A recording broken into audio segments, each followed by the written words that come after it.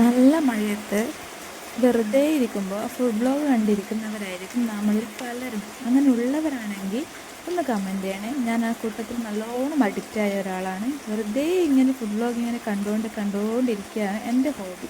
പ്രത്യേകിച്ചൊരു പണി ഉണ്ടായാലും കൂടെ ഞാനതൊന്നും ചെയ്യാതെ ഇങ്ങനെ വെറുതെ കണ്ടുകൊണ്ടിരിക്കും. നമുക്കൊരു സാറ്റിസ്ഫാക്ഷൻ ആണല്ലേ അവർ ഫുഡൊക്കെ കഴിക്കുന്നത് കാണുമ്പം. എൻ്റെ വളരെ ആഗ്രഹമായിരുന്നു ഞാൻ ഫുഡ് കഴിക്കുന്നതൊക്കെ വീഡിയോ എടുത്തിട്ട് ഇടണമെന്ന്. പക്ഷേ എന്ത് പറയും, എൻ്റെ മെയിൻ പ്രശ്നം എന്ന് വെച്ചാൽ വോയിസ് ഓവർ കൊടുക്കുമെന്ന് തന്നെയായിരുന്നു. എന്ത് പറയും, എങ്ങനെ പറയും, എൻ്റെ ലാംഗ്വേജ് പറയുമോ. ഞാൻ വോയിസ് ഓവർ കൊടുക്കുമ്പോൾ എൻ്റെ ഭാഷയെ ടോട്ടലി മാറിപ്പോവും. ഞാൻ സാധാരണ സംസാരിക്കുന്നത് എങ്ങനെയൊന്നുമല്ല. എൻ്റെ നാട് കണ്ണൂരാണ്. പക്ഷേ ഞാനത് നാടൻ സ്റ്റൈലിൽ സംസാരിക്കുക. പക്ഷേ വോയിസ് ഓവർ കൊടുക്കുമ്പോൾ നാടൻ ശൈലിയൊന്നും വരത്തില്ല. ഇങ്ങനെ എന്തെങ്കിലും അച്ചടി ഭാഷ വന്നു. അതുകൊണ്ട് എനിക്ക് ഭയങ്കര മടിയാണ് വോയിസ് ഓവർ കൊടുക്കാൻ. അതുകൊണ്ട് എടുത്തു വെച്ച വീഡിയോസൊക്കെ അതേപോലെ തന്നെ അങ്ങനെ കിടക്കുന്നുണ്ടാവും, വോയിസ് ഓവർ കൊടുക്കാൻ മടിയായിട്ട്.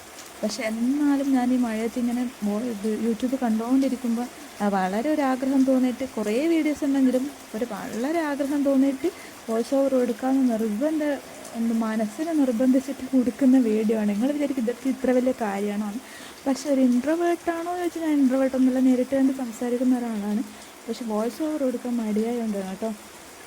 ഇനി മുതൽ അങ്ങനെ പ്രാക്ടീസ് ചെയ്ത് തുടങ്ങണം എന്നാണ് എൻ്റെ ഭയങ്കര ആഗ്രഹം. നിങ്ങളുടെ സപ്പോർട്ട് കൂടി ഉണ്ടെങ്കിൽ ഞാൻ അടുത്ത ഫുഡ് വീഡിയോ ഇടുന്നതാണ്. എന്ത് ഫുഡ് കഴിക്കണമെന്ന് നിങ്ങൾക്ക് എന്ത് സജഷൻ ഉണ്ടെങ്കിലും പറയാം കേട്ടോ. ഞാൻ പറയുന്നതിൽ എന്തെങ്കിലും മാറ്റം വരുത്തണോ, എങ്ങനെ വീഡിയോസ് എടുക്കണം, എന്തുണ്ടെങ്കിലും നിങ്ങൾക്ക് ഒന്ന് കമൻറ്റ് ചെയ്യണേ. Thank you.